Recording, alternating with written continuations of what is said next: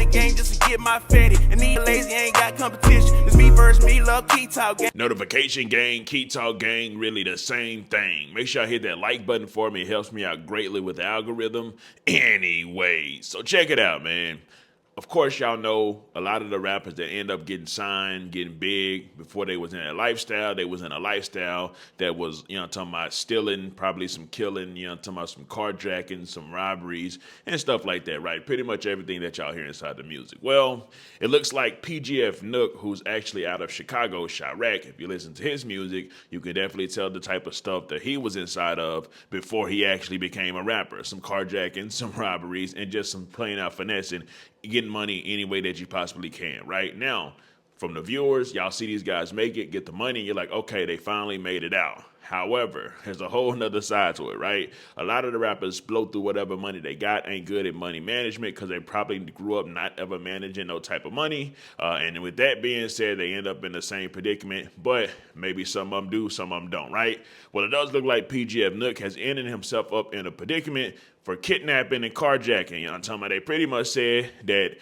he was arrested for carjacking a victim at gunpoint, and then 30 minutes later, he carjacked another victim with them in the car, so it's like kidnapping as well, right? And it actually made the national Chicago Fox 32 News.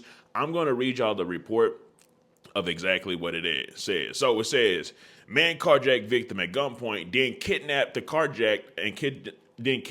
carjacked another person 30 minutes later. Police. Chicago. A man is accused of carjacking two individuals at gunpoint in a 30-minute span earlier this week. Virgil Gibson, 22, is facing 2 felony accounts of aggravated vehicular hijacking with a firearm, along with 1 felony count of aggravated unlawful restraint and armed aggravated kidnapping. I'm talking about, even if you're just reading the charges, I'm talking about, it sounds wow. Like, if Buddy don't got the real money to fight it, he finna get some real time. I'm talking about, especially the way that it's actually worded. So it continues and it says, around 11:47 p.m. on Sunday, Gibson allegedly participated in the carjacking of a vehicle from a 32-year-old man at gunpoint in a 5900 block of South Morgan Street. Furthermore, Gibson is implicated in aggravating carjacking and aggravated kidnapping. So he's implicated in it, right? A carjacking and aggravated kidnapping incident involving a 35-year-old man, which occurred on Tuesday at approximately 12:15 a.m. in the 8300 block of South Cottage Avenue. So here's what I'm trying to figure out, right? If he stole one car, right? What in the blue hell was he doing going to go steal another car? Maybe the first car he took, he was taking it to a chop shop or something like that. I don't know, but it's wild. And then again, I don't know how far away the first vehicle that was stolen from the second vehicle, how far apart were both of those crimes that actually took place. I'm sure some people in Chicago that's listening potentially knows, because I believe this all did take place inside of Chicago, right? So after he took the second vehicle, they said, furthermore, Gibson implicated an aggravated carjacking and aggravated kidnapping incident involving a 35-year-old man, which occurred on Tuesday at approximately 12:15 a.m. in the 8300 block of South Cottage Grove Avenue.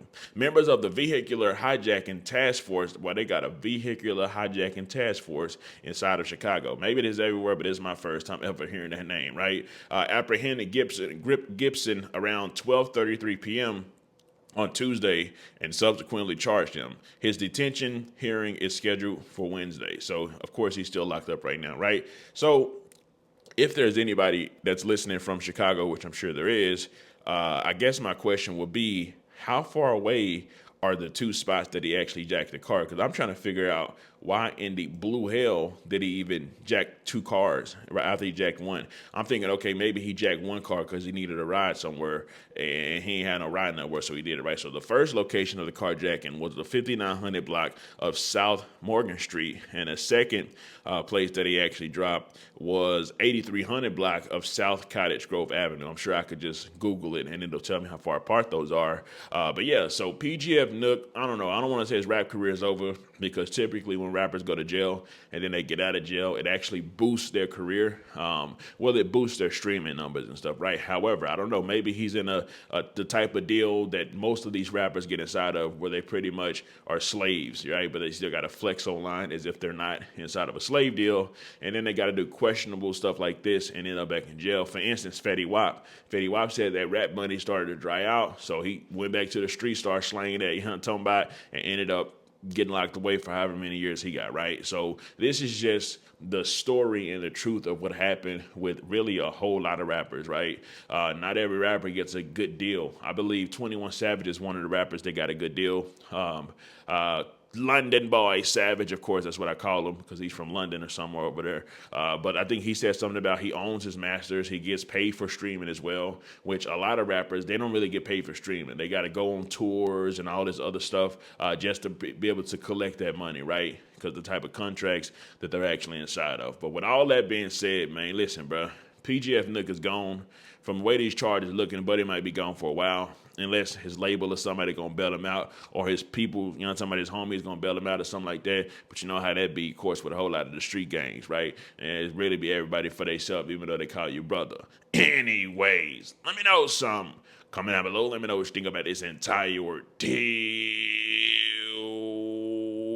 I'm out.